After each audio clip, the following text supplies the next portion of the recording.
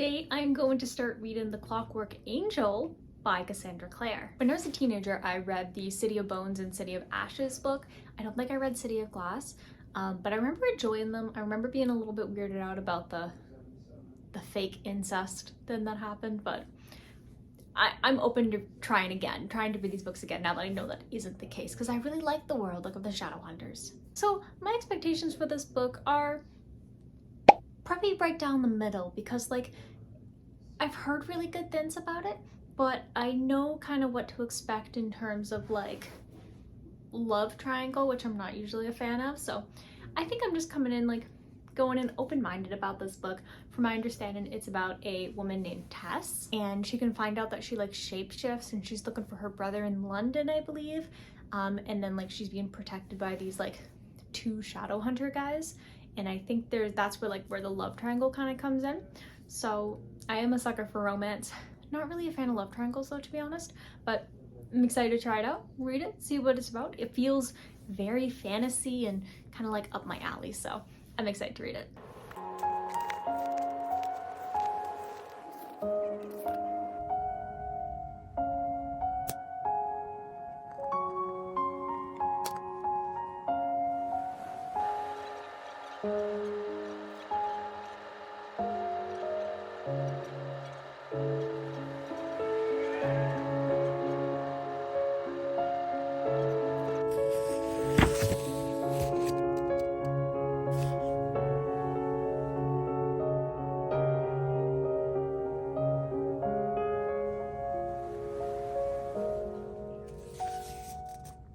So I'm about 170 pages into Clockwork Angel, and here are my thoughts so far. I like that literally the first page just like pulls you into it. It's like a demon like exploding. That's a really good way to capture your attention, especially like on literally the first line of a book. And so I really like that it kind of goes straight into the action, and I was pretty captivated up until she got rescued. Like, I think it's still like it's just a little bit slower now, like where I'm at right now. So Tessa basically went to London to live with her brother, and he's lived there for a while. He has a job there, and they've been corresponding through letters and such, and so he basically buys her like a ticket, and off she goes, and he's gonna go meet her there. And then when she shows up there, he's not there, but there are these like two sisters who are like, oh yeah, like he wasn't able to come, but he sent us, and they showed her like a letter as proof, and she's like, okay, sounds good. And she goes in, and they basically kidnap her. And throughout the 6 weeks of Tessa's kidnapping, they basically torture her to unleash her kind of like transformation power that she has. So any object that she touches that had belonged to a person, she's pretty much able to turn into that person, even know like their name and like get some of their memories and like all of this. So I think that it's a really, really great setup, right? Like she's been kidnapped, basically being forced. But I find that the part, like it gets a little bit slower in my opinion, to like when she gets rescued and she's being introduced to the Shadowhunter world, and like she kind of talks more with like Will and Jem and Janessa, I think is how you say her name, and like Charlotte and Henry. So there's a lot of these characters that you're being introduced to, but I find that it's really, really slow right now. I don't know if it's like really, really slow because I don't really like any of the characters right now. I think out of the characters I like so far, like I like Jem the most. I feel like Will is just, he's really, really annoying to me, and like he kind of gives Holden vibes from Catcher in the Rye, not gonna lie. Like, that's kind of the vibes I'm getting from him. I think Henry's kind of like innocent and interesting. Like, he's very spacey and like in the clouds. I would say they're all very dysfunctional, and I feel like that's definitely intentional, but I feel like I don't really care too much about any of the characters. And like Tessa, I think her power is really cool, but she really has the like, I'm not like other girls kind of vibe going on. And I'm like, hopefully there's some development that happens later. However, I was pleasantly surprised with like how dark and kind of disturbing this book is, especially for like a YA fantasy book. I feel like it's just at the line of where it's almost too much to be YA, but it's not, which I think is pretty cool. Like, I like how dark it is. I think that adds like that kind of element to it. And even like the whole like Miranda thing, and like all of the bodies that they found in the Dark Sisters' house, like that's really disturbing. And the demons themselves are disturbing, and like the way that they're killed is disturbing, but it's like disturbing in an interesting way. So even though I don't really care too much about the characters right now and I'm finding it a little bit slow, I think that it's gonna start to ramp up, and the writing is good enough to kind of like keep me captivated at the moment. So curious enough to like wonder what's gonna happen next. And so that's actually why I went a little bit more than 100. I know usually I'll update you when I hit the 100, but I was like, it still feels like it's ramping up. So I'm gonna read a little bit more, and it is starting to pick up a little bit more. Like they just found what the big bad guys are kind of doing, like with some bodies, and like how the clockwork and like the cogs and stuff, like how it's all starting to connect together. So I am hopeful that it's gonna start to pick up pretty soon. So I'm gonna continue reading, and I'll probably update you around the halfway point, and see you then.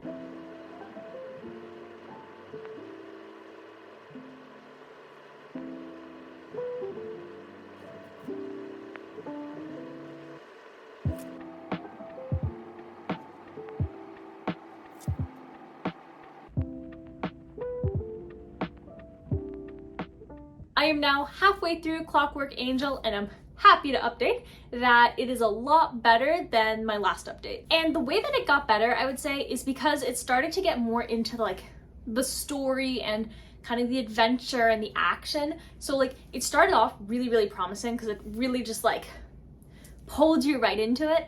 But then when it was going into the introduction period, it was like kind of dragging along. But they now are like, they've infiltrated like the vampire lair, and like Tessa has basically turned into one of the vampires to kind of like find evidence that they're going against like the law by harming humans that they call mundanes.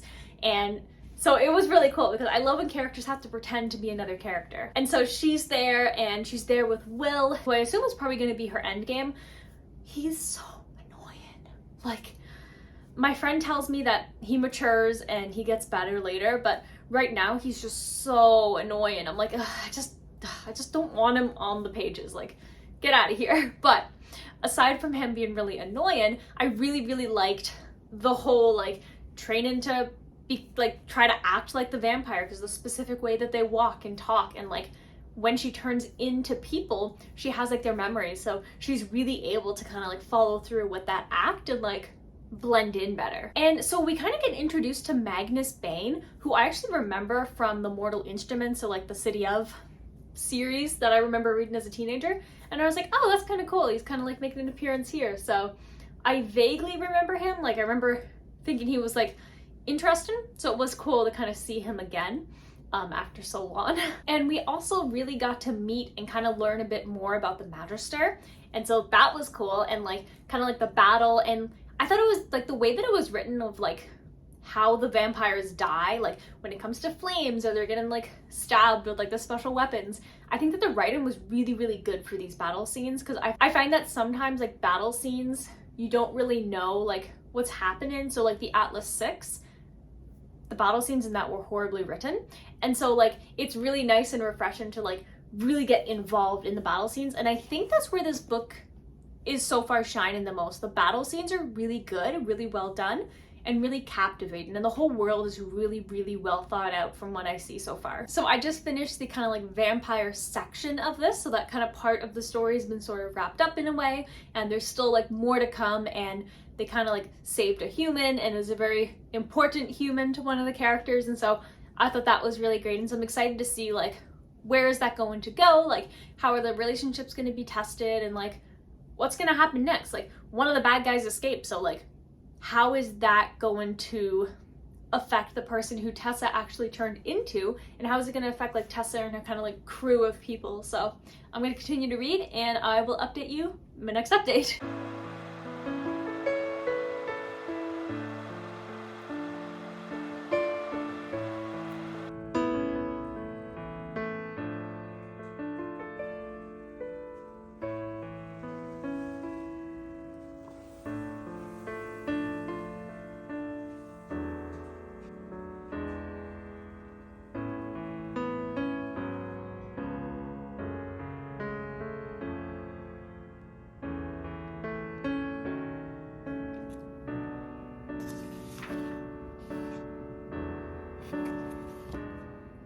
I just finished Cassandra Clare's Clockwork Angel, and I'm really happy that it started to like pick up, because I was starting to get bored, and then as soon as it kind of hit that, like once they went to like the vampire place and everything after that, I was definitely actively engaged in it. What I really enjoyed about this one was how well written the fight scenes were. So like all the action, how well developed the world is, and the ending, as well as like the kind of 2 plot twists that happened at the end, which I'm honestly embarrassed that I didn't see it coming, but because I didn't see it coming, I was like, ooh, like this is good. Like I like where this is going, like the betrayal and the confusion and the wild goose chase, like that.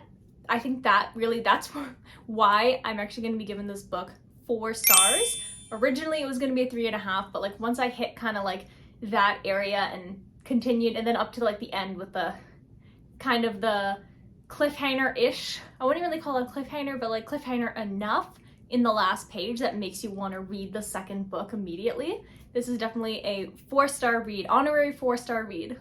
And I can definitely see the appeal of the characters. So the only character that I actually really did like was Jem's character, and he's kind of like, I think, kind of what helped me get through some of the like shorter, the slower portions of the book.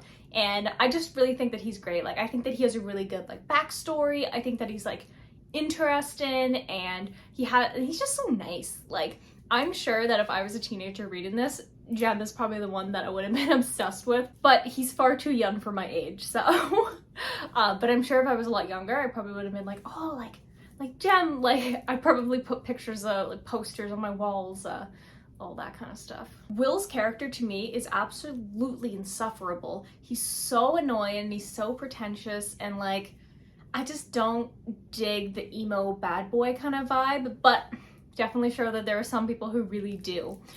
He was not my cup of tea. I don't know what Tess sees in him. Like, yeah, I don't like him. And Tessa's character is definitely very, very vanilla, very like generic heroine.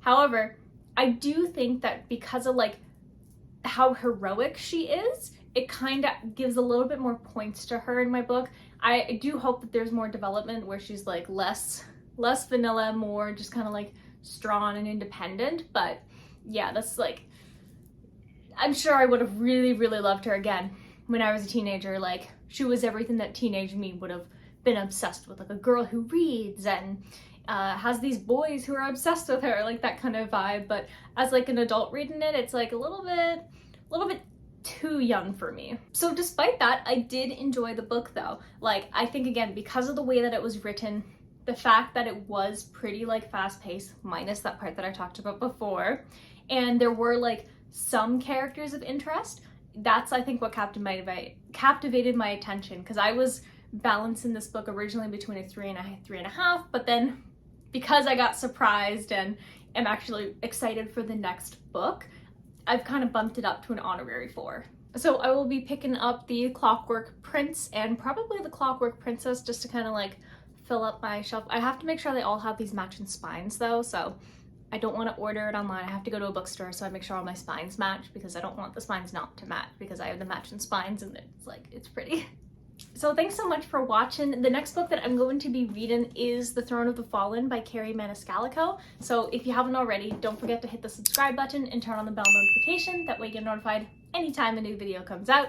As you can tell, I'm a bit obsessed with books. So if you like books, if you like watching book videos, curious about like if books are good, if books aren't good, or just like maybe kind of get some inspiration for your TBR, definitely hit subscribe and like this video, and I'll see you in the next one. Bye!